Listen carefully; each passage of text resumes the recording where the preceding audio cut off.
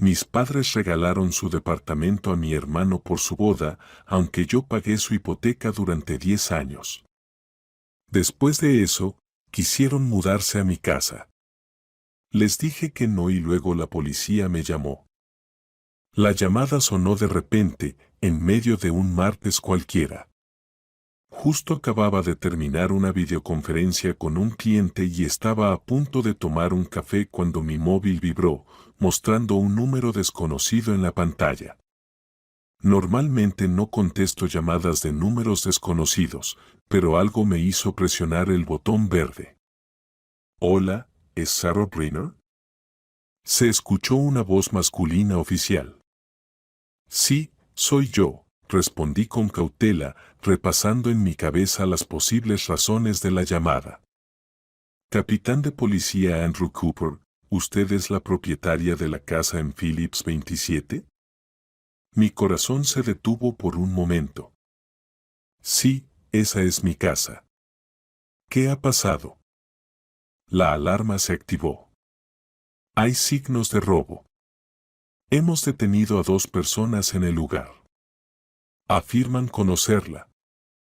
Me quedé en silencio, incapaz de decir una palabra. En mi mente solo pasaba una idea, no podían, por favor, que no sea eso. ¿Hola? ¿Me escucha? La voz del capitán me devolvió a la realidad. Sí, sí, disculpe. ¿Quiénes son estas personas? Pregunté, aunque ya sabía la respuesta. Se presentaron como Gloria y Bernard Briner. Afirman ser sus padres. Se me secó la boca. 2 semanas. Han pasado solo 2 semanas desde que les dije firmemente, no. Mi vida pasó ante mis ojos, 35 años de intentos por ganarme el amor de mis padres, 10 años pagando una hipoteca ajena y el golpe final que recibí en la boda de mi hermano. Y ahora, esto. Ya voy para allá, le dije al capitán, tomando mi bolso y las llaves del coche. Por favor, no hagan nada hasta que yo llegue. Mi familia es una historia de altibajos, con raíces en el pasado. El abuelo de mi padre, Clint Briner, fue un famoso relojero con su propio taller. A mi abuela le encantaba contar cómo personas del gobierno le encargaban relojes personalizados con grabados. Pero después de los eventos en el país, todo cambió. Le quitaron el taller y la familia perdió todos sus ahorros. Clint Brenner murió de tifus en 1919 y su hijo, mi abuelo Elliot, sobrevivió como pudo, sobreviviendo con trabajos temporales. Su talento para la mecánica seguía intacto, pero tuvo que aplicarlo no a delicados mecanismos de relojería, sino a generadores de jardín y motocicletas de trofeos. Por parte materna, la historia no era menos dramática. Mi bisabuela Beatriz provenía de una familia acomodada, dedicada al comercio de telas. Antes de los acontecimientos, eran dueños de 2 tiendas y de una casa de 2 pisos. Todo eso también se hundió irremediablemente en el abismo de los cambios históricos. Estas historias familiares sobre la prosperidad perdida a menudo se escuchaban durante la cena en mi infancia. Mi madre las contaba con una entonación especial, como si quisiera subrayar, no somos personas comunes, perdimos lo que nos pertenecía por derecho. Por otro lado, mi padre solía repetir: la sangre no se olvida, Sara. En ti corre la sangre de personas que sabían cómo alcanzar el éxito. Tienes que devolver a la familia su estatus perdido. Entonces, cuando era niña, me enorgullecía de estas historias. Pero más tarde entendí que ellas creaban una pesada carga de expectativas que mis padres habían depositado sobre mí. Es extraño, pero a mi hermano menor Patrick, por alguna razón, no le imponían ese mismo peso. Se le permitía ser simplemente un niño, mientras que yo debía convertirme en la esperanza de la familia. Nací en 1995, en plena agitación económica. Mi madre solía contar que el embarazo fue difícil, constantes tensiones debido a los retrasos en el pago de salarios, inseguridad sobre el futuro. Mi padre trabajaba como ingeniero en una fábrica de defensa y aunque no lo despidieron, el dinero se pagaba de forma irregular, a veces incluso con productos. Pero lo más importante, algo que no supe hasta la adolescencia, fue que esperaban un niño. Estaban tan seguros de ello. Cuando nací, se sintieron decepcionados. Supe esta historia por accidente a los 13 años, al escuchar una conversación entre mis padres y mi tía Luisa. Queríamos tanto tener un hijo primero, un niño, suspiraba mi madre. Pero Sara es tan lista que pronto nos conformamos. Y después Dios nos dio a Patrick. Conformarse. Así. Yo era el consuelo. La compensación por la decepción. Esta frase escuchada por accidente explicó muchas cosas, tanto sobre la relación de mis padres conmigo como sobre su entusiasmo cuando, 4 años después de mí, nació el tan esperado Patrick. Los primeros años de mi vida fueron relativamente tranquilos. Vivíamos en un departamento de 2 habitaciones en el centro de la ciudad que habíamos heredado de mi abuela materna.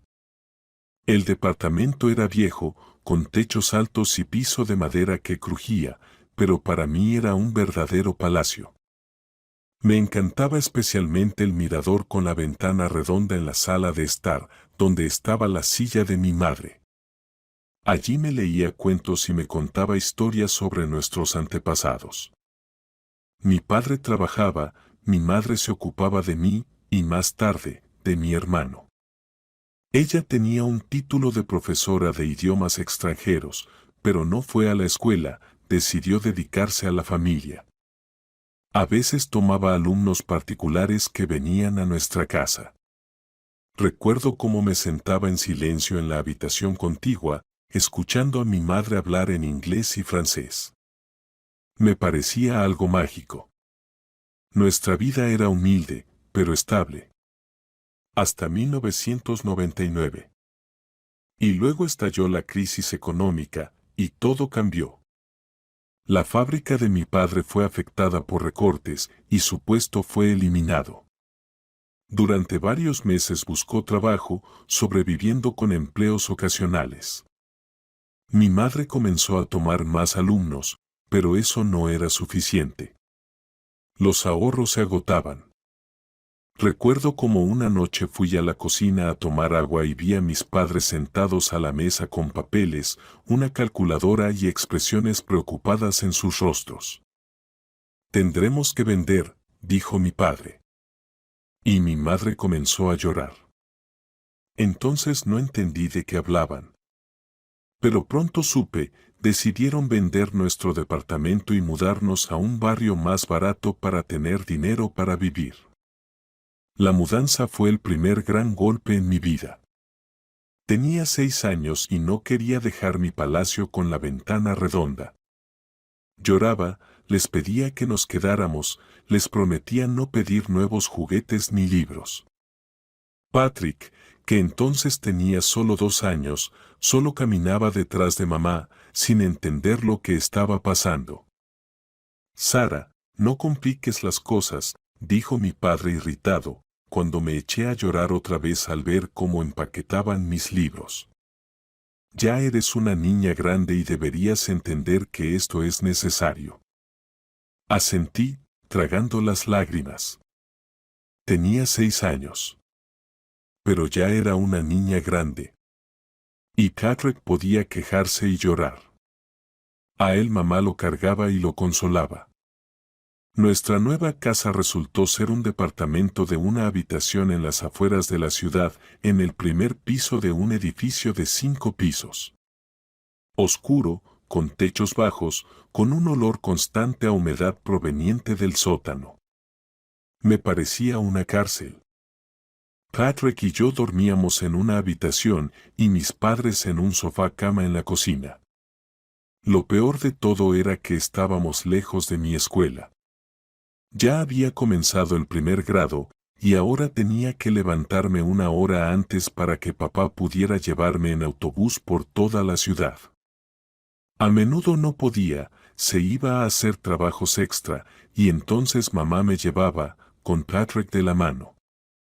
Pero incluso este departamento resultó ser demasiado caro para nosotros.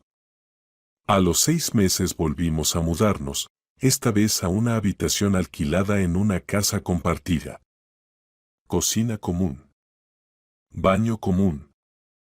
Vecinos que golpeaban la pared. Cuando Patrick lloraba por las noches, mamá me decía: esto es temporal. Papá está buscando un buen trabajo, pronto todo se arreglará. Yo creía. ¿Qué otra cosa podía hacer? Trataba de ser una buena niña, no quejarme del poco espacio, no reaccionar a las miradas incómodas de los vecinos, no pedir ropa nueva en lugar de la que me modificaban con las prendas viejas de mamá. Durante los siguientes 5 años cambiamos otras 3 viviendas alquiladas, cada vez mudándonos en busca de un lugar más barato o mejor por el mismo precio. Cada vez cambiaba de escuela, me acostumbraba a nuevos maestros y compañeros. Apenas me hacía amigos, y ya teníamos que mudarnos de nuevo. Recuerdo nuestra tercera vivienda alquilada con especial claridad. Estaba en una casa de madera antigua, compartida por 2 familias, con calefacción a leña y baño afuera. En invierno, el agua del lavabo se congelaba y mi madre la calentaba en la estufa para que pudiéramos lavarnos antes de ir a la escuela. Pero allí había un jardín grande y en verano Patrick y yo pasábamos todo el tiempo en él. Nuestros vecinos eran una pareja de ancianos, Melissa y Gregory, gente muy amable. A menudo nos invitaban a manzanas de su huerto y grosellas. Melissa me enseñaba a tejer y Gregory me mostraba cómo hacer comederos para los pájaros. A veces me parecía que ellos me trataban con más calidez que mis propios padres. Fue en ese periodo cuando comencé a notar claramente la diferencia en el trato que mis padres daban a mi hermano y a mí. Mi madre remendaba mis medias, pero a Patrick le compraba nuevas. Mi padre revisaba mis tareas con un bolígrafo rojo en la mano, marcando cada error, mientras que en la libreta de Patrick simplemente pasaba las páginas con una sonrisa: bien hecho, hijo. Recuerdo un caso que se me quedó grabado. Tenía 11 años y gané la Olimpiada Municipal de Matemáticas. Traje el diploma a casa, esperando que mis padres se sintieran orgullosos. Mi madre miró el papel y dijo: bien, Sara. Pero no te creas mucho. Es solo una olimpiada escolar. Esa misma noche, Patrick metió un gol en un partido de fútbol en el patio, y mi padre contaba con entusiasmo sobre esto por teléfono a mi tío Ben, ni siquiera mencionando mi victoria. Fue en ese momento, estando en el pasillo de nuestra vivienda alquilada y escuchando cómo mi padre elogiaba los talentos deportivos de mi hermano de 7 años, cuando sentí por primera vez el doloroso reconocimiento: por más que hiciera, nunca sería suficiente. Mis logros se daban por sentados, mientras que los éxitos de mi hermano eran considerados como un milagro. En la escuela era callada y aplicada. Los maestros me elogiaban, pero mis compañeros de clase mantenían distancia. Era nueva con demasiada frecuencia como para aprender a hacer amigos rápidamente. Además, constantemente nos mudábamos a barrios donde vivían familias más acomodadas, y mi ropa de tiendas baratas y los zapatos que mi madre me compraba para que me sirvieran por más tiempo se convertían en motivo de burlas. Los familiares también notaban nuestra pobreza. La tía Naomi, la hermana de mamá, que vivía en la capital con su esposo, un hombre de negocios, venía una vez al año y nos traía bolsas con ropa. Esto es para Sara, esto para Patrick, y esto para ti, Gloria, decía con una compasión difícil de disimular, sacando ropa de su maleta. Casi nueva, simplemente ya no nos queda. Odiaba esos momentos. Odiaba sentirme como una pariente pobre. Odiaba ver cómo mamá contenía las lágrimas al agradecer a su hermana. Y odiaba aún más cuando Patrick se ponía contento probándose unas zapatillas nuevas o una chaqueta, mientras que a mí me daban ropa de mis primas, que me superaban en estatura y tenían un cuerpo completamente diferente al mío. A los 12 años decidí firmemente que no dependería más de mis padres económicamente. Claro, era imposible hacerlo por completo, seguía siendo una niña. Pero al menos podía asegurarme de cosas pequeñas que necesitaba una adolescente: maquillaje, accesorios, dinero de bolsillo para ir al cine con mis amigas. Mi primer trabajo fue sumamente sencillo. Ayudaba a la vecina, una maestra de primaria, a corregir cuadernos. Por unas horas de trabajo monótono, recibía algo de dinero que guardaba cuidadosamente en una caja de metal de galletas. Luego conseguí un trabajo a medio tiempo como asistente en la biblioteca, colocaba libros en los estantes y llenaba formularios. En verano lograba trabajar en el mercado local, ayudando a una vendedora de flores. Pagaba poco, pero podía llevarme a casa los ramos que no se vendían. Mis padres sabían sobre mis trabajos, pero no mostraban un gran interés. Mi padre una vez murmuró: «Bien hecho, que ayudes a la familia», aunque no le daba ni un centavo al presupuesto familiar. Mi madre a veces preguntaba si el trabajo me interfería con los estudios, pero sin gran preocupación. Pero cuando Patrick, con 14 años, mencionó que quería trabajar en una lavandería en verano, mi padre lo prohibió rotundamente. «Ya tendrás tiempo de trabajar. Tienes que tener una infancia normal». Infancia normal. Para Patrick debía ser normal. Y yo, a los 14, ya llevaba 2 años trabajando. En la escuela seguía sacando buenas notas. Me encantaban las matemáticas y el inglés, me resultaban fáciles, como si fueran naturales. Los maestros me aconsejaban prepararme para olimpiadas de nivel superior, pero no tenía tiempo para eso. Después de la escuela corría a mis trabajos. Cuando cumplí 15, nuestra familia se mudó nuevamente, esta vez a un viejo departamento en las afueras de la ciudad. Mis padres alquilaron un apartamento de 2 habitaciones. Por primera vez en muchos años, Patrick y yo tuvimos habitaciones separadas. Bueno, en realidad, Patrick tenía su propia habitación, y yo compartía la habitación con mis padres. Pero incluso eso me parecía un lujo después de años viviendo en viviendas compartidas y estudios.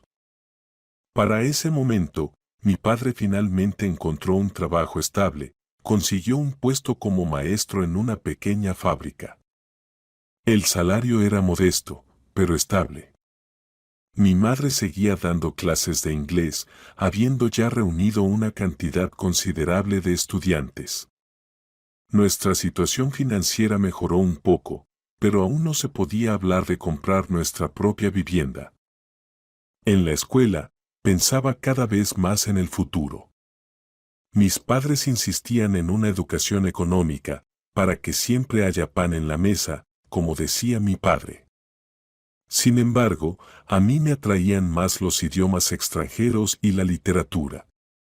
Pero sabía que discutir era inútil. Además, un economista realmente podía esperar un ingreso más alto, y el dinero no era para mí un concepto abstracto, sino una necesidad urgente. El momento decisivo llegó cuando tenía 16 años. En la escuela anunciaron un concurso de redacción sobre el tema Mi camino en la vida. Escribí un texto honesto sobre cómo me sentía invisible en mi propia familia, sobre cómo había observado durante años la preferencia de mis padres por mi hermano, sobre cómo esperaba tener éxito a pesar de todo. La profesora de literatura, la señora Brooks, leyó mi redacción y me llamó después de clases. Sarah, este es un texto muy fuerte, dijo ella, mirándome por encima de sus gafas. Pero no puedo aceptarlo para el concurso. ¿Por qué? Estaba decepcionada. Me parecía que era lo mejor que había escrito. Porque es demasiado personal. Si lo leen en una reunión escolar, ¿qué crees que sentirán tus padres? No respondí. Pero pensé, ¿cuándo les ha importado lo que siento yo? Escribe algo más neutral, me sugirió la señora Brooks. Pero guarda este texto. Te ayudará a comprenderte a ti misma. Escribí otro ensayo, uno convencional y sin personalidad. Sobre mi deseo de convertirme en economista y aportar algo a la sociedad. Obtuvo el segundo lugar en el concurso. Pero guardé el primer texto. Para mí, se convirtió en un punto de partida. El momento en que comprendí que no dejaría que las circunstancias o mis padres definieran quién soy ni lo que valgo. Al terminar la escuela con medalla de oro, presenté mis documentos en la Universidad Financiera de nuestra ciudad. La elección fue obvia, la Facultad de Economía, como querían mis padres. Pero la especialización la elegí yo misma, gestión financiera. Me gustaba la claridad de los números, la posibilidad de planificar y prever, el control de la situación que los conocimientos sobre finanzas proporcionaban. La reacción de mis padres a mi ingreso fue contenida. Bien hecho, como esperábamos, dijo mi padre. Mi madre añadió. Con tus calificaciones, sería raro que no fueras admitida. No hubo ninguna celebración especial, ni regalos. Sin embargo, cuando Patrick terminó noveno con 3 notas de 4, mis padres le regalaron un teléfono nuevo. Los años universitarios fueron para mí un tiempo de libertad. Por primera vez en mi vida pude decidir cómo pasar mi tiempo, con quién relacionarme, a dónde ir después de las clases. Seguía trabajando a medio tiempo, ahora en la contabilidad de una pequeña empresa de transporte de carga. Pagaban poco, pero la experiencia era invaluable. Mis compañeros de clase me parecían niños, despreocupados, dependientes de sus padres, sin saber el valor del dinero. Muchos vivían en el alojamiento estudiantil a costa de sus padres, recibían dinero de bolsillo de ellos y se iban de vacaciones al mar. Yo, en cambio, ganaba cada centavo por mi cuenta y en verano tomaba trabajos adicionales en lugar de descansar. En tercer curso conocí a Olivia, una chica de la Facultad de Relaciones Internacionales que se convirtió en mi primera amiga de verdad. Creció en una familia de diplomáticos, viajó mucho y hablaba varios idiomas. A pesar de todo, no tenía ni una pizca de esnobismo. Al contrario, admiraba sinceramente mi independencia y determinación. Eres increíble, Sara, me decía. Nunca podría trabajar y estudiar tan arduamente al mismo tiempo. Gracias a Olivia, comencé a ver en mi infancia difícil no solo un trauma, sino también una fuente de fortaleza. El hecho de que mis padres no me dieran concesiones, sin querer, templó mi carácter y me enseñó a confiar solo en mí misma. En cuarto curso, conseguí una pasantía en un importante banco regional. Trabajaba como asistente de analista financiero, preparaba informes, recopilaba datos, elaboraba tablas. Un trabajo rutinario, pero lo hacía con tanto empeño que el jefe del departamento, Robert, me notó. Sara, quédate después del trabajo, me dijo un día. Necesito hablar contigo. Me asusté, pensando que había hecho algo mal. Pero resultó que quería ofrecerme un puesto permanente después de terminar la universidad. Tienes potencial, dijo. Eres atenta a los detalles, aprendes rápido y, lo más importante, sabes ver el panorama completo. Esa es una cualidad rara. Estaba en las nubes de felicidad. Un trabajo permanente en un banco sólido justo después de la universidad, eso era algo que muchos solo podían soñar. Además, Robert prometió ayudarme para que el banco pagara mi segunda carrera universitaria, una maestría en economía. En casa, compartí la noticia con mis padres, esperando que finalmente se sintieran orgullosos de mí. Está bien, asintió mi padre, sin dejar de leer el periódico. Así que pronto empezarás a mantenerte por completo. Ya me mantengo yo sola, le recordé. Hace varios años. Pero vives con nosotros, replicó él.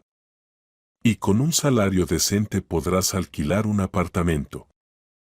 Estaba sorprendida. En lugar de felicitaciones, una insinuación de que ya era hora de que me mudara. Mientras tanto, mi hermano Patrick, que ya llevaba 2 años preparándose para ingresar a la universidad técnica, trabajando como mensajero de vez en cuando, podía vivir con nuestros padres todo el tiempo que quisiera. Está bien, dije, conteniendo el resentimiento. Me mudaré en cuanto comience a recibir mi salario. Y cumplí mi palabra. 3 meses después, al recibir mi diploma y comenzar a trabajar en el banco, alquilé un pequeño estudio a media hora de distancia de la oficina. El apartamento era horrible, con las paredes desgastadas, muebles viejos, vecinos ruidosos, pero era mío. Mi territorio, mi espacio, donde nadie podía decirme qué hacer o cómo vivir. Simultáneamente con el trabajo, ingresé a la maestría, como había planeado. El banco pagaba mis estudios, pero con la condición de que trabajara allí al menos 3 años después de obtener el título. Estaba bien para mí, veía perspectivas de crecimiento dentro de esa organización. El primer año de vida independiente fue difícil. El salario de un principiante apenas cubría el alquiler y los gastos más básicos. Ahorraba en todo, desde la comida hasta la ropa. Pero incluso en los días más difíciles, cuando tenía que comer trigo sarraceno 3 días seguidos porque no tenía dinero para otra cosa, nunca me arrepentí de mi decisión. Veía a mis padres rara vez, una vez al mes iba a la cena familiar. Estas visitas siempre eran tensas. Mi madre, con falso interés, me preguntaba sobre mi trabajo, pero rápidamente cambiaba de tema para hablar de los logros de Patrick, quien finalmente había ingresado a la universidad. Mi padre, en su mayoría, permanecía en silencio, solo a veces soltando un comentario sobre que a mi edad ya debería estar pensando en formar una familia, no en una carrera. No respondía, solo dejaba esos comentarios pasar por alto. Mi vida finalmente empezaba a encajar según mi propio plan, y no pensaba dejar que las expectativas ajenas se interpusieran nuevamente en mi camino. Conocí a Derek de manera completamente accidental, en circunstancias que difícilmente podrían considerarse románticas. Era una tarde lluviosa de viernes, me había quedado trabajando tarde analizando los informes trimestrales. Cuando finalmente salí de la oficina, comenzó a llover intensamente. No tenía paraguas y la parada de autobús estaba a unos 10 minutos a pie. Estaba parada frente a la entrada del centro de negocios, pensando si llamar un taxi o esperar a que pasara la lluvia, cuando un hombre alto y de cabello oscuro, vestido con un traje elegante, se acercó a mí. ¿En qué dirección va?, me preguntó, abriendo un gran paraguas negro. A Harris, respondí con algo de cautela. Yo también voy para allí. Puedo llevarte, mi coche está estacionado. Normalmente no acepto este tipo de propuestas de desconocidos, pero algo en su mirada, tranquila, segura, sin la menor pizca de insistencia, me hizo aceptar. Durante el camino comenzamos a charlar. Derek resultó ser abogado, trabajaba en una empresa cuya oficina estaba en el mismo centro de negocios que el banco en el que yo trabajaba. Probablemente nos habíamos cruzado muchas veces, en el ascensor o en el café, pero nunca nos habíamos fijado el uno en el otro. La conversación transcurría sin pausas incómodas. Derek resultó ser un interlocutor interesante, erudito, con un agudo sentido del humor. Cuando llegamos a mi casa, me preguntó si podía llamarme. Acepté sin pensarlo. Nuestra primera verdadera cita comenzó con una visita al teatro. Derek me invitó a la premier de una obra moderna. Luego vinieron paseos por el parque otoñal, cenas en pequeños y acogedores restaurantes, largas conversaciones sobre libros, música, viajes. Derek tenía 7 años más que yo, una carrera seria y una posición estable. Creció en una familia común de ingenieros, perdió a su padre a una edad temprana y se acostumbró a depender solo de sí mismo. Quizá eso fue lo que nos hizo semejantes, ambos sabíamos el valor de la autonomía y la independencia. 3 meses después de nuestra relación, Derek me propuso conocer a su madre, Kimberly. Estaba nerviosa, ya que mi experiencia con los padres no había sido positiva. Pero Kimberly resultó ser una persona sorprendentemente cálida y abierta. Me recibió como si me hubiera estado esperando durante mucho tiempo, preparó una mesa con pasteles caseros, me preguntaba sobre el trabajo, mis planes, mis pasatiempos, y lo más sorprendente, realmente escuchaba mis respuestas. Derek siempre fue selectivo, dijo ella cuando su hijo salió a la cocina a por té. Ya pensaba que no traería a nadie. Ahora veo que tenía razón en esperar a una chica especial. En su sonrisa sincera, en sus simples palabras, había tanto calor genuino que me empezaron a humedecer los ojos.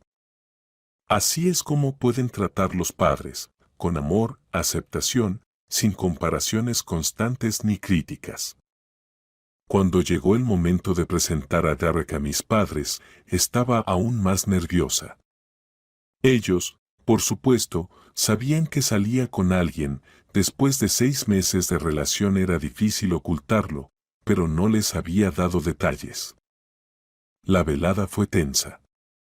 Mi padre fue especialmente educado, hizo preguntas formales sobre el trabajo de Derek, sus planes. Mi madre trató de impresionarles hablando de nuestra familia como si siempre hubiéramos vivido en comodidad y bienestar. Patrick, que en ese momento tenía 21 años, al principio guardó silencio, pero después de unas copas de vino comenzó a compartir activamente sus opiniones sobre todo en el mundo, interrumpiendo a Derek y no dejándole terminar sus pensamientos. Después de la cena, cuando íbamos de regreso a casa, Derek permaneció en silencio durante mucho tiempo. Temía preguntarle qué pensaba sobre mi familia. Finalmente, dijo, sin apartar la vista de la carretera. Ahora entiendo por qué hablas tan poco de ellos. Hoy no estaban en su mejor forma, traté de defenderlos. No se trata de hoy, Sara. He visto cómo te hablan. Como si estuvieras siempre en deuda con ellos. Como si nada de lo que haces fuera nunca lo suficientemente bueno. Me quedé en silencio.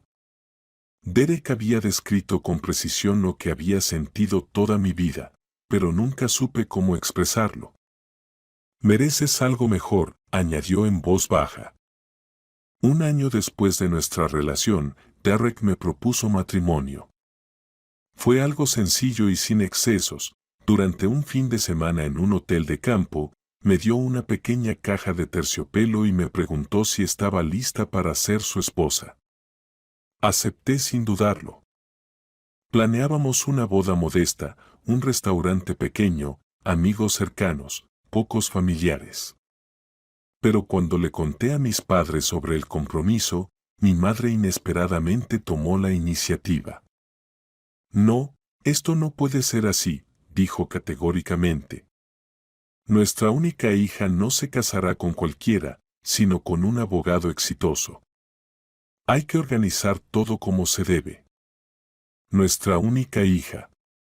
Me pregunto cuántas veces había recordado eso antes de que comenzara a salir con un abogado exitoso. Mis padres insistieron en una gran boda en un restaurante prestigioso, con una larga lista de invitados, muchos de los cuales ni siquiera conocía. Derek sugirió simplemente pagar todos los gastos nosotros mismos y hacer la fiesta a nuestra manera, pero no me atrevía a tener un conflicto directo con mis padres. Parte de los gastos los cubrió Kimberly, insistiendo en que era su deber como madre. Otra parte, nosotros, Derek y yo. Mis padres también aportaron algo, aunque menos. Pero luego, en cada cena familiar, mi madre no perdía ocasión para recordarnos lo generosos que fueron con nuestra boda. El día de la boda pasó como en un sueño. Recuerdo momentos aislados, a Derek esperándome en el altar con una expresión en su rostro como si hubiera ganado el gran premio de la lotería, mi madre, que estaba más preocupada por asegurarse de que todos los invitados estuvieran contentos que por alegrarse por mí, mi padre, con el rostro de piedra, llevándome al altar, Patrick, que se emborrachó antes de los brindis principales e intentaba coquetear con mis amigas. Después de la boda, Derek y yo nos mudamos a su espacioso apartamento de 2 habitaciones. Él sugirió venderlo y comprar algo más grande, pero insistí en que viviéramos allí por el momento. El barrio era bueno, cerca del centro, no muy lejos de mi trabajo. Además, no quería que vendiera su propiedad, ya había vivido la experiencia de ver lo fácil que es perder un bien inmueble. El primer año de matrimonio fue un periodo de adaptación. Ambos trabajábamos entre 10 y 12 horas al día, a menudo llevábamos trabajo a casa y algunas veces no nos veíamos durante varios días debido a los viajes de negocios de Derek. Pero incluso en esos periodos tan ocupados, encontrábamos tiempo para hablar, conversaciones reales, profundas, sin frases superficiales ni ocultación de sentimientos. Derek se convirtió en la primera persona en quien confié por completo. Le conté sobre mi infancia, sobre el sentimiento constante de que me querían menos que a mi hermano. Sobre cómo pasé años tratando de ganar la aprobación de mis padres. Él escuchaba sin interrumpir, sin intentar devaluar mis sentimientos con frases como, creo que todos los padres hacen eso o no eres demasiado sensible. Y luego simplemente me abrazó y dijo, siento que hayas pasado por eso. Pero me alegra que ahora estés aquí, conmigo. En nuestro tercer año de matrimonio ocurrió un evento importante, recibí un ascenso en el banco y me convertí en jefa del departamento de análisis financiero. Eso significó un aumento significativo en el salario y un nuevo nivel de responsabilidad. Derek también avanzaba en su carrera, lo invitaron a ocupar el cargo de abogado senior en una gran empresa internacional. Nuestra situación financiera se volvió más que estable, podíamos permitirnos unas vacaciones en el extranjero, un coche nuevo, cenas regulares en restaurantes. Sentí que finalmente había alcanzado el nivel de bienestar con el que soñaba cuando era niña, sentada en la fría habitación de un apartamento de alquiler, leyendo los libros de texto a la luz de una lámpara de escritorio. Al mismo tiempo, la situación de mis padres comenzó a empeorar. Mi padre se jubiló, y su pensión apenas alcanzaba para pagar los servicios públicos.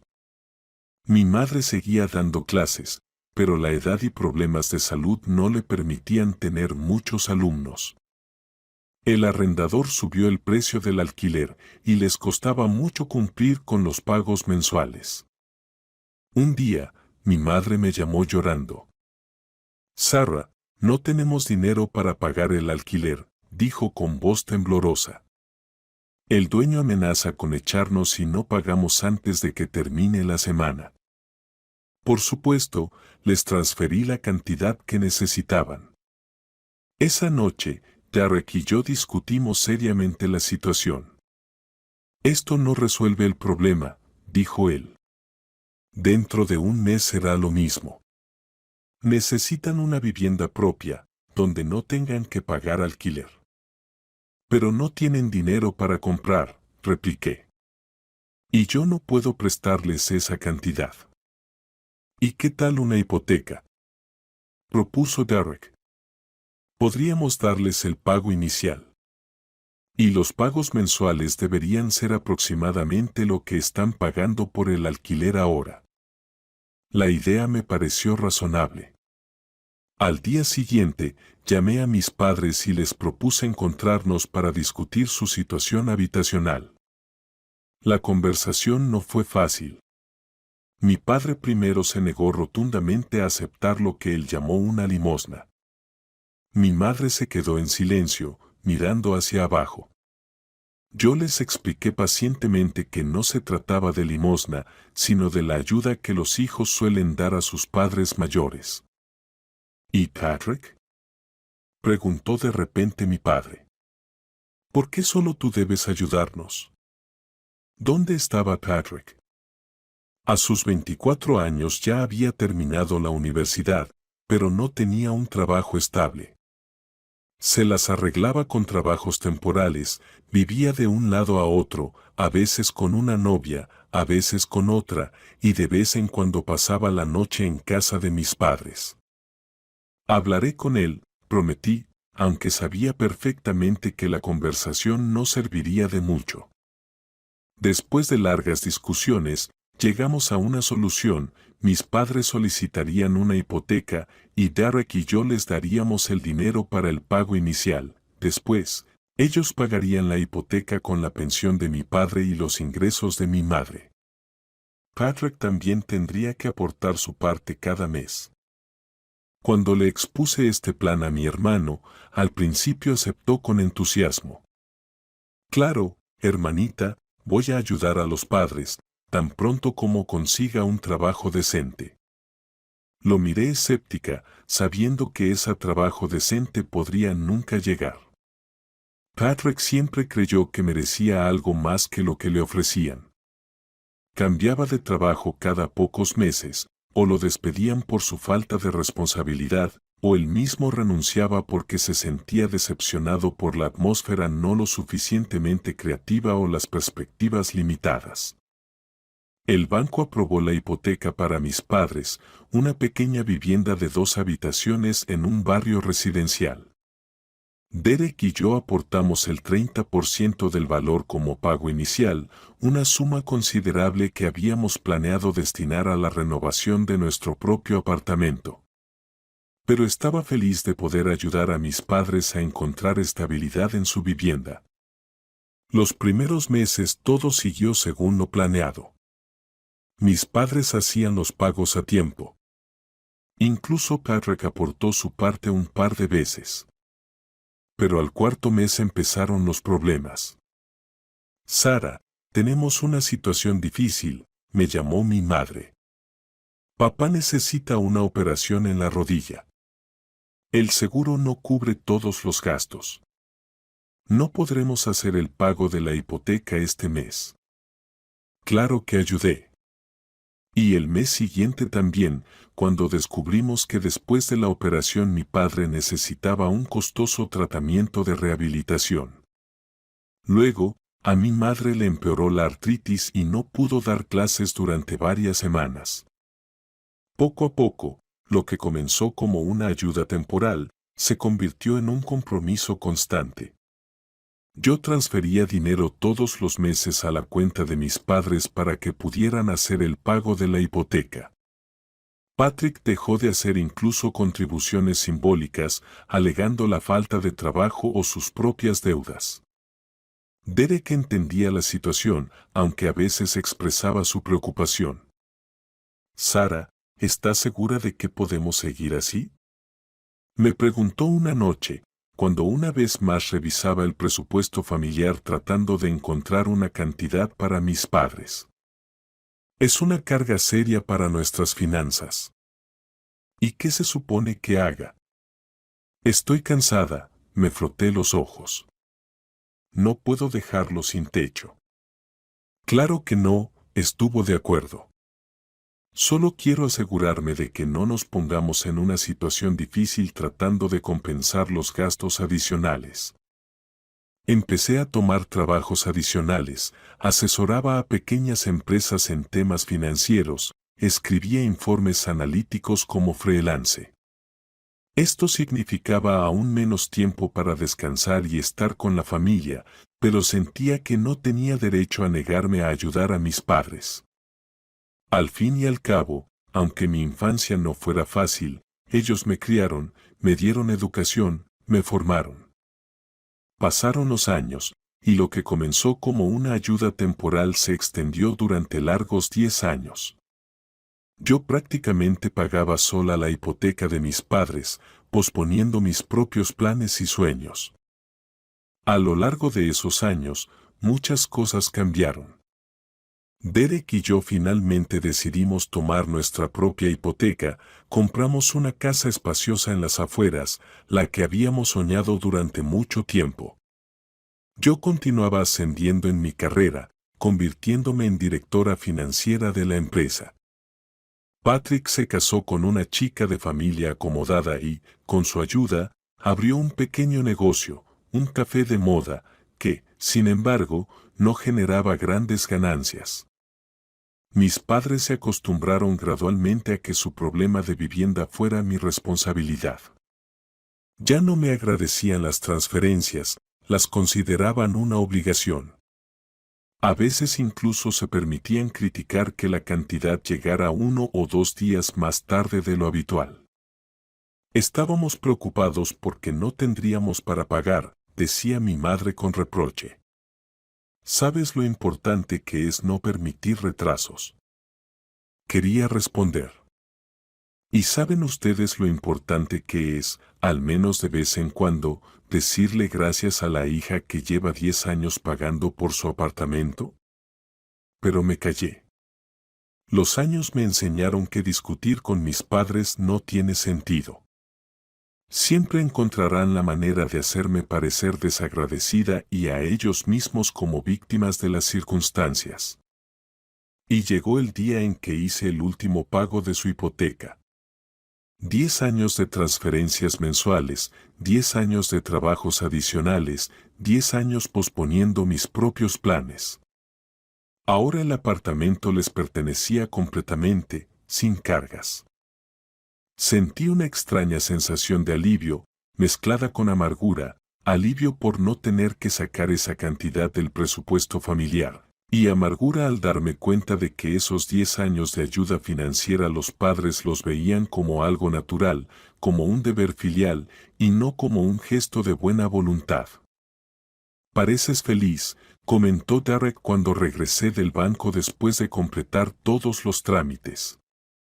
«Me siento libre», respondí tras una pausa, como si me hubiera quitado una mochila pesada que llevaba tanto tiempo que se había vuelto parte de mí. Me abrazó y susurró. «Hiciste por ellos más de lo que debías. Ahora es el momento de pensar en ti». Asentí, sin sospechar que pronto el destino me daría otra lección sobre lo que significa la gratitud parental. Un mes después de que cerramos la hipoteca, Patrick anunció que se casaba. Su elegida era Emily, una joven ambiciosa que trabajaba en una revista de moda. Su relación duraba solo 6 meses, pero Patrick aseguraba que había encontrado a la persona indicada. «La boda será en verano», nos dijo durante una cena familiar. Pequeña, pero elegante. Emily ya había elegido el restaurante y el vestido. Mis padres brillaban de felicidad, mamá no dejaba de hablar de lo hermosa que sería la ceremonia. Papá contaba con orgullo cómo Patrick se había levantado, con su café, sin mencionar que las principales inversiones las habían hecho los padres de Emily. Me pidieron que ayudara con la organización. Mi experiencia como directora financiera, según mamá, sería muy útil para hacer el presupuesto de la boda y negociar con los proveedores. Acepté, aunque sentía una leve irritación. Cuando Derek y yo nos casamos, nadie nos ofreció ese tipo de apoyo. Durante los siguientes meses, pasé mucho tiempo ayudando a los futuros novios con la preparación. Negocié con el restaurante para reducir el precio del banquete, encontré un buen fotógrafo a un precio razonable, hice la lista de invitados y envié las invitaciones. Paralelamente, Derek y yo pensábamos en el regalo de boda. Después de largas discusiones, decidimos regalarles a Patrick y Emily un certificado para un viaje alrededor del mundo, un regalo caro, pero memorable. Derek sugería algo más práctico, como una contribución para su propia hipoteca, pero yo insistí en el viaje. Me parecía que sería simbólico darles la oportunidad de ver el mundo, ampliar sus horizontes. Una semana antes de la boda, mis padres nos pidieron a Derek y a mí que fuéramos a su casa para discutir un asunto importante. Pensé que se trataría de algunos detalles de la ceremonia. Mamá nos recibió en la puerta del apartamento, que en realidad compré para ellos con mis pagos, con una sonrisa misteriosa. «Tenemos una sorpresa para ustedes», dijo, guiándonos a la sala. Papá estaba sentado a la mesa con algunos documentos, parecía solemne, incluso había puesto su mejor suéter, que normalmente reservaba para ocasiones especiales. Sarah, Derek, comenzó con un tono formal. Mamá y yo hemos estado pensando mucho sobre cómo agradecerle a Patrick y a Emily por su amor y cuidado hacia nosotros. Miré confundida a Derek. ¿Qué cuidado? Patrick visitaba a mis padres como mucho una vez al mes, y Emily aún con menos frecuencia. Durante 10 años, mi hermano nunca ofreció ayudar con la hipoteca, ni siquiera cuando su negocio empezó a generar ingresos estables. Hemos decidido hacerles un regalo especial de boda, continuó papá. Mamá y yo estamos envejeciendo, nos cuesta más mantener el apartamento, y Patrick y Emily planean tener hijos, necesitan espacio para la familia. Tuve una mala corazonada, pero aún no podía creer lo que estaba empezando a tomar forma. Así que decidimos regalarles nuestro apartamento, anunció papá solemnemente, mostrando los documentos. Todos los papeles ya están listos, solo falta firmarlos después de la boda. Sentí como la sangre se me iba de la cara. El apartamento por el que había pagado durante 10 años de mi vida, el apartamento que me había costado noches en vela, trabajos adicionales, mis propios planes pospuestos. Ellos pensaban simplemente tomarlo y dárselo a Patrick, quien no había invertido ni un centavo en él. ¿Dónde van a vivir ustedes?, preguntó Derek, apretando mi mano bajo la mesa. Mientras, con ellos, respondió mamá. Después, tal vez en la casa de campo o, me miró de manera significativa. Hay otras opciones. Entendí la indirecta, ellos planeaban mudarse con nosotros a nuestra nueva casa. La casa que Derek y yo compramos después de tantos años de trabajo y ahorro, la casa que debía ser nuestro refugio, un lugar donde finalmente pudiéramos vivir sin tener que mirar hacia las expectativas y exigencias de los demás. ¿No discutieron esto conmigo?, finalmente dije, tratando de que mi voz sonara calmada. Yo pagué durante 10 años este apartamento. Sabemos que ayudaste, Sarah, respondió papá condescendientemente. Y te estamos agradecidos, pero este es nuestro apartamento y tenemos derecho a disponer de él como queramos. Ayudaste, no lo pagué completamente, solo ayudé, como si su contribución fuera la principal y la mía solo un apoyo adicional.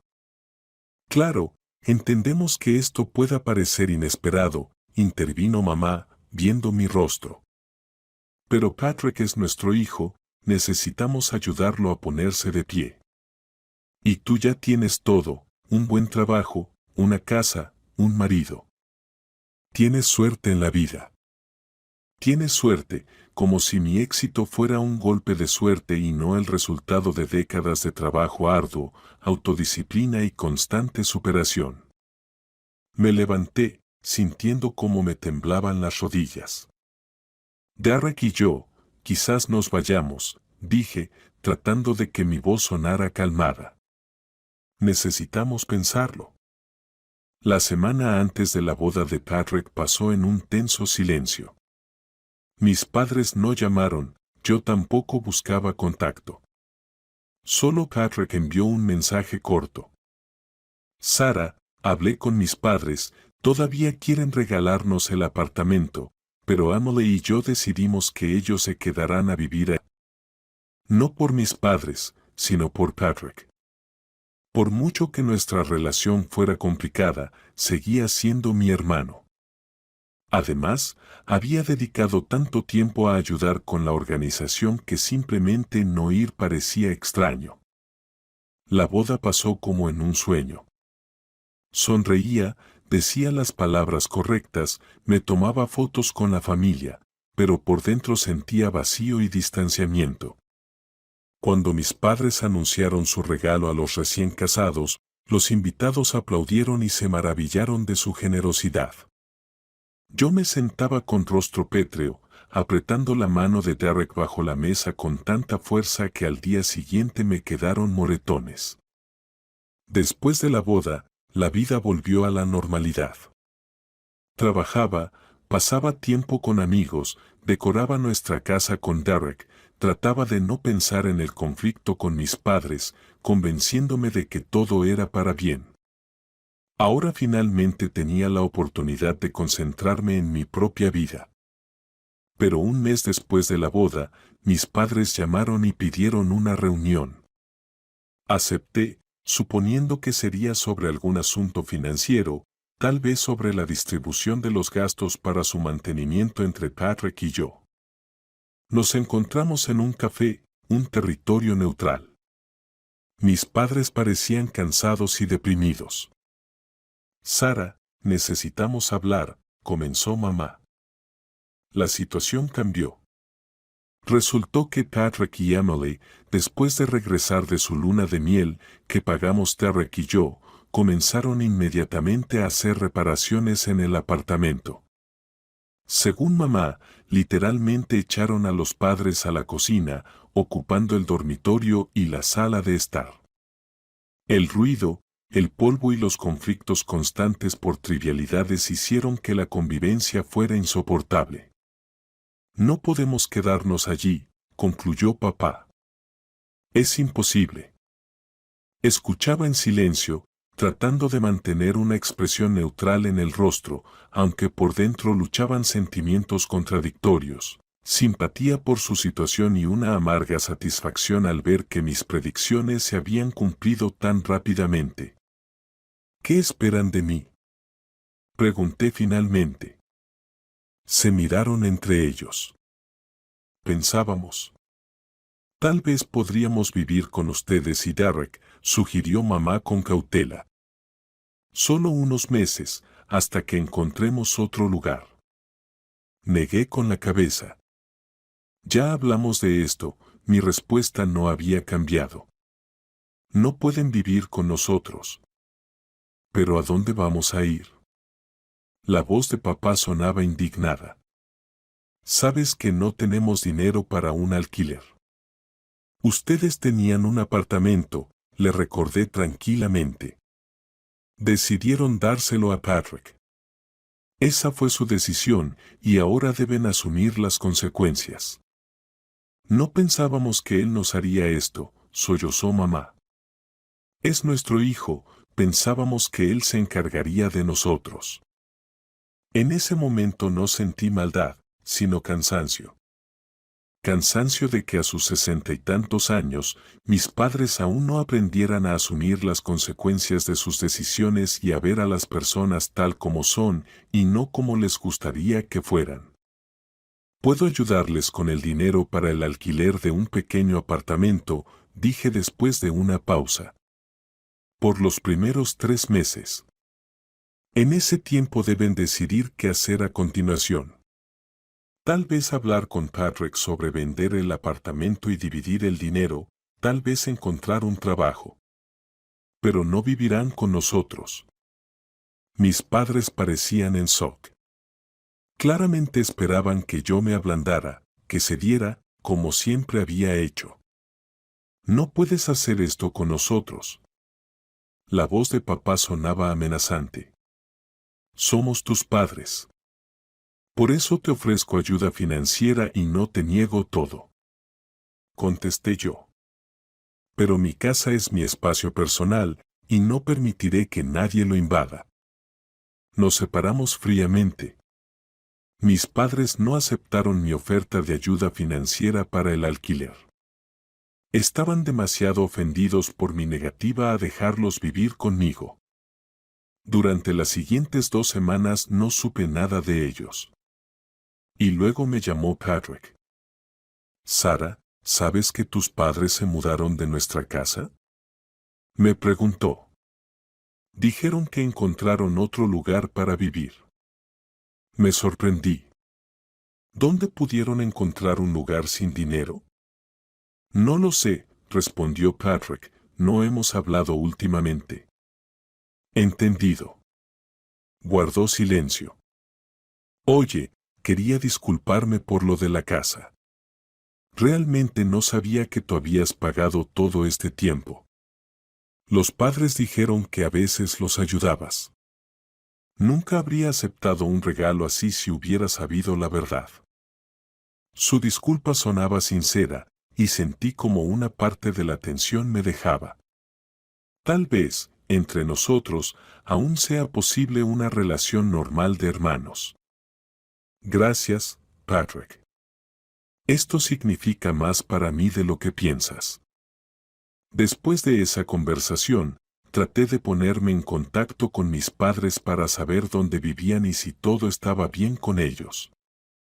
Pero sus teléfonos no respondían.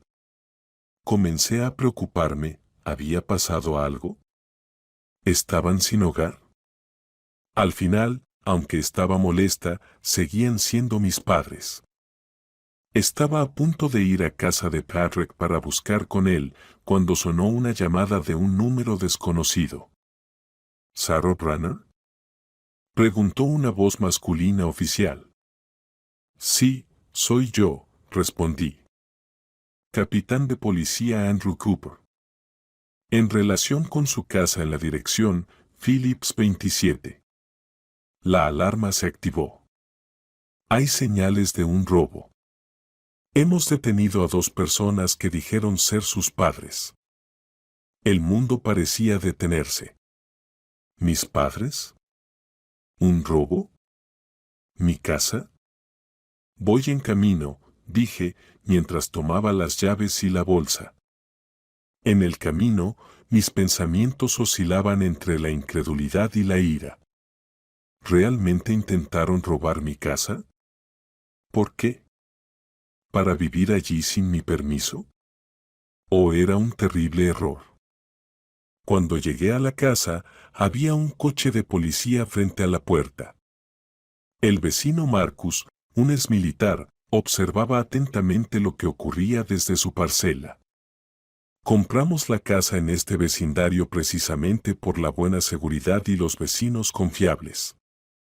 Todos vigilaban las casas de los demás cuando alguien estaba ausente. El capitán Andrew Cooper, un hombre bajo y robusto de unos 40 años, me recibió en la verja. Fueron sus vecinos quienes nos llamaron al notar actividad sospechosa, explicó. La alarma se activó cuando la cerradura fue forzada. Llegamos rápidamente y encontramos a 2 personas dentro. Me condujo hacia la casa. En la sala, en mi sofá favorito, estaban mis padres. Mamá parecía asustada, papá molesto. Por fin, exclamó al verme. Explícales a estos tipos que tenemos derecho a estar en tu casa. Los miraba en silencio, tratando de asimilar lo que estaba pasando. ¿Conoce usted a estas personas? Preguntó el capitán. Sí, son mis padres, confirmé. Pero no tienen llaves de la casa y no tienen permiso para estar aquí. Papá se levantó de un salto. ¿Qué quieres decir con que no tenemos permiso? Somos tus padres. No tenemos otro lugar donde vivir. No queríamos forzar la cerradura, añadió mamá rápidamente. Llamamos, golpeamos la puerta, pero nadie respondió. Pensamos que tal vez estarías fuera y no teníamos donde dormir. ¿Y por eso decidieron forzar la cerradura? Pregunté, incrédula. No teníamos otra opción, gritó papá. Estuvimos 3 días durmiendo en la estación. ¿Te imaginas lo que es a nuestra edad? Me giré hacia el capitán. ¿Y ahora qué? Bueno, formalmente esto es una entrada ilegal a una vivienda, respondió. Si ustedes presentan una denuncia, estamos obligados a abrir un caso penal, dijo el capitán. Mamá se puso pálida. Sara, ¿no vas a hacer esto con tus propios padres? Los miraba, envejecidos, confundidos, acorralados por sus propias decisiones y su orgullo. Ellos hicieron lo incorrecto, violaron la ley, invadieron mi espacio personal. ¿Pero denunciar a la policía, enviarlos tal vez a la cárcel? No. No voy a presentar la denuncia, dije finalmente. Pero quiero que quede absolutamente claro, si esto se repite, no seré tan indulgente. Los policías se fueron, dejándonos a los 3 en un tenso silencio. Mis padres estaban sentados en el sofá, yo estaba junto a la ventana, mirando mi jardín bien cuidado, el espacio que debía ser mi refugio. ¿Dónde han vivido todo este tiempo? Les pregunté primero. En casa de una excompañera mía, respondió mamá. Pero su apartamento es pequeño, no podíamos quedarnos allí mucho tiempo. Luego intentamos encontrar algo barato para alquilar, pero sin dinero. ¿Y decidieron forzar la cerradura de mi casa? Terminé yo. No llamaron, no pidieron ayuda, simplemente vinieron y rompieron la puerta. Llamamos. Se indignó papá. No contestaste. Saqué el teléfono y revisé la lista de llamadas. La última llamada de ustedes fue hace 3 semanas, cuando pidieron permiso para quedarse aquí y yo les dije que no. Ellos guardaron silencio, sin mirarme. ¿Por qué no le pidieron ayuda a Patrick? Pregunté. El apartamento donde vivían ahora es suyo. Él tiene alguna responsabilidad sobre ustedes. Patrick tiene sus propios problemas, respondió mamá evasivamente. Empezaron con la reforma, no tienen tiempo para nosotros. Me sonrió amargamente. Y a mí me debería importar, ¿no? Incluso después de que le regalaron el apartamento que yo pagué durante 10 años y ahora intentan mudarse a mi casa por la fuerza. Tú eres mi hija, dijo papá entre dientes, levantándose. Toda nuestra vida la pusimos en ti y tú nos echas a la calle. Yo no estoy echando a nadie, respondí firmemente. Ustedes mismos se quedaron sin casa cuando le dieron el apartamento a Patrick. Fueron sus decisiones, su elección. Ahora intentan hacerme responsable de las consecuencias. No tenemos a dónde ir. Sollozó mamá. Yo ofrecí ayuda con el alquiler de un lugar, les recordé. Ustedes se negaron. Ofrecí hablar con Patrick sobre la posible venta del apartamento y dividir el dinero, pero no lo quisieron. En lugar de eso, prefirieron romper la puerta de mi casa. Me acerqué al teléfono. Ahora voy a pedir un taxi para que se vayan a casa de Patrick. Él es su hijo, y es su responsabilidad asegurarse de que tengan un techo, especialmente considerando que tiene un apartamento que pagué yo. No puedes hacer esto con nosotros, gritó papá. Es injusto. Injusto. Lo miré directamente a los ojos. Fue injusto usar mi dinero durante 10 años y luego darle el apartamento a tu hermano. Fue injusto irrumpir en mi casa en lugar de pedir ayuda. Fue injusto que me pusiera siempre en segundo lugar después de Patrick. Marqué el número de un taxi. Estoy pidiendo un coche, y si alguna vez intentas entrar a mi casa nuevamente, haré una denuncia a la policía. Ustedes son mis padres, y no quiero que tengan problemas con la ley, pero hay límites que no se deben cruzar. El taxi llegó en 15 minutos. Mis padres recogieron sus pocas cosas en silencio cerca de la puerta. Mi mamá se dio vuelta. Piensa en tu comportamiento, Sara. Te arrepentirás de esta decisión. No me arrepentiré de haber finalmente establecido límites saludables, respondí. Y cuanto antes lo acepten, mejor será para todos nosotros. Se fueron sin decir una palabra más. Cerré la puerta, me apoyé en ella con la espalda y lentamente me deslicé al suelo. Fue solo entonces, en el silencio de la casa vacía, cuando finalmente las lágrimas brotaron. Un mes después del incidente con la irrupción, no había sabido nada de mis padres ni de Patrick. Una parte de mí se preocupaba, ¿dónde están? ¿Cómo están viviendo? La otra parte sentía alivio porque las relaciones tóxicas finalmente se habían terminado. Derek me apoyaba completamente, aunque admitía que estaba preocupado por mi estado emocional. Tenías todo el derecho de hacer lo que hiciste, decía. Pero veo que esto te está destrozando por dentro. Tenía razón. A pesar de todo el dolor que me causaron mis padres, no podía simplemente sacarlos de mi corazón. 35 años es demasiado tiempo para cortar una relación sin consecuencias para la mente. Decidí acudir a un psicoterapeuta. No fue una decisión fácil, en nuestro país todavía existe un estigma alrededor de la ayuda psicológica. Pero entendía que no podría manejar esta situación por mí misma. La terapia me ayudó a darme cuenta de muchas cosas, que no era culpable de la preferencia que mis padres tenían por Patrick, que mi necesidad de su aprobación era natural, pero estéril, que tenía derecho a mi vida, a mi espacio y a mis decisiones. 2 meses después del incidente, Patrick me llamó. Dijo que mis padres estaban viviendo con él. Emily estaba en contra, pero él no podía dejarlos en la calle. Están muy enojados contigo, dijo. Creen que los traicionaste. ¿Y tú qué piensas? Le pregunté.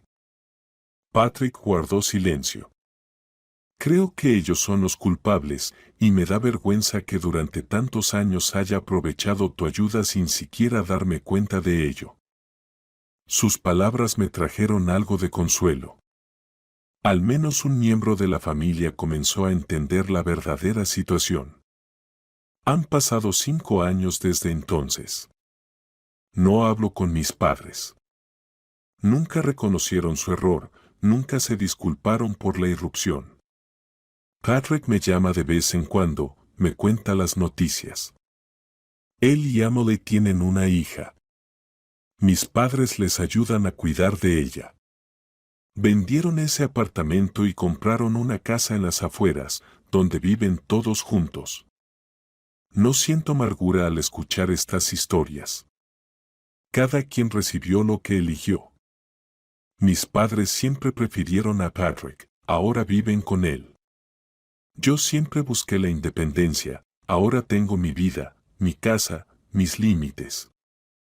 A veces, especialmente en las fiestas, pienso en cómo podrían haber sido las cosas si todo hubiera sido diferente. Si mis padres me hubieran valorado tanto como a mi hermano, si hubieran aprendido a respetar mis límites, si al menos una vez hubieran dicho gracias por 10 años de pagos. Pero el pasado no se puede cambiar.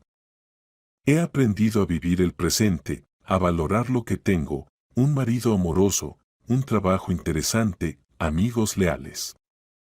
He aprendido a construir relaciones basadas en el respeto mutuo, no en el sentido de obligación. Ya no soy una víctima de las circunstancias. Soy la autora de mi vida, y en eso, tal vez, radica la lección más importante que he sacado de toda esta historia: nadie tiene derecho a robarte la felicidad, ni siquiera aquellos que te dieron la vida. El amor no debe ser condicional. El deber de los padres no solo es criar a un hijo, sino también respetarlo como persona.